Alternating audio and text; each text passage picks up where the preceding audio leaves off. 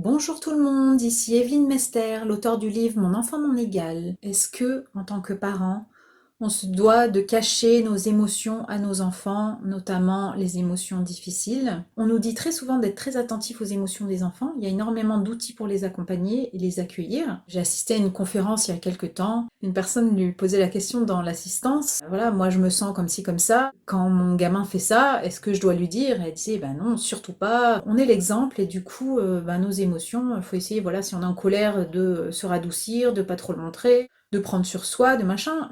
Et j'adhère pas du tout à ce concept. Pour moi, j'incite toujours tout le monde à être vrai et authentique. C'est extrêmement plus simple dans la famille et partout dans la vie que de faire semblant et beaucoup moins fatigant. Et ça permet le fait que tout le monde puisse avoir en main les éléments dont il pourrait avoir besoin pour bien mieux vivre les uns avec les autres en fait. Si on cache ce qu'on ressent, c'est compliqué pour l'énergie d'affection et la résolution des problèmes. Donc nous, notre façon de faire est d'être complètement transparent avec les enfants, avec notre conjoint et de pouvoir vraiment dire ce qui se passe en nous.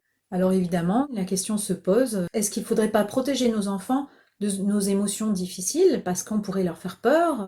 Je pense que de toute façon, les enfants ressentent nos émotions et que ça peut être vraiment inquiétant de ne pas savoir ce qui se passe et de voir aussi, tiens, maman, elle fait semblant. Pour moi, c'est pas inspirant.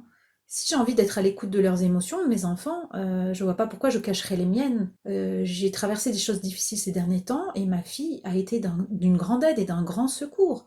Comme toute personne, je veux pas m'appuyer totalement sur elle, je fais mon développement personnel, je m'appuie aussi sur d'autres personnes, sur moi-même, et je remarque que du coup, on a pu avoir des conversations vraiment très profondes avec mes enfants sur des sujets que je n'aurais jamais abordés avec eux en temps normal, qui se seraient pas présentés, et je les ai trouvés d'une maturité incroyable, avec des réflexions très pertinentes.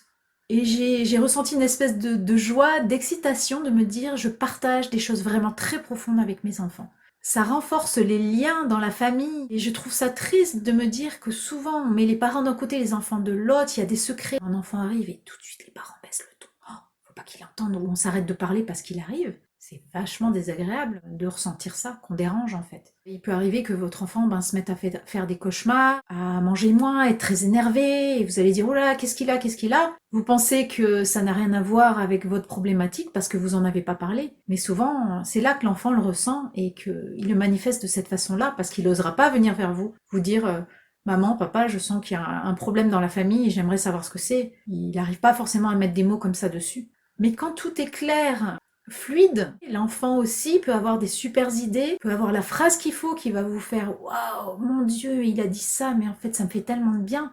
Voilà, dites-moi ce que vous en pensez et si vous aimez les vidéos, n'hésitez pas à mettre des likes et à partager, c'est super important pour qu'elles puissent être vues par le plus grand nombre. Merci à tout le monde et à bientôt. Du coup, Colline, t'avais envie de compléter ce que tu disais tout à l'heure? Oui, parce qu'après, si par exemple je t'entends pleurer, et ben je vais me dire qu'est-ce qui se passe, je vais encore plus m'inquiéter. Alors que si tu le dis, et ben je vais faire ah, d'accord. Ouais, t'as besoin de comprendre ce qui m'arrive parce que Oui, ça t'inquiète encore plus si tu comprends pas, c'est ça? oui. D'accord, ok. Merci beaucoup.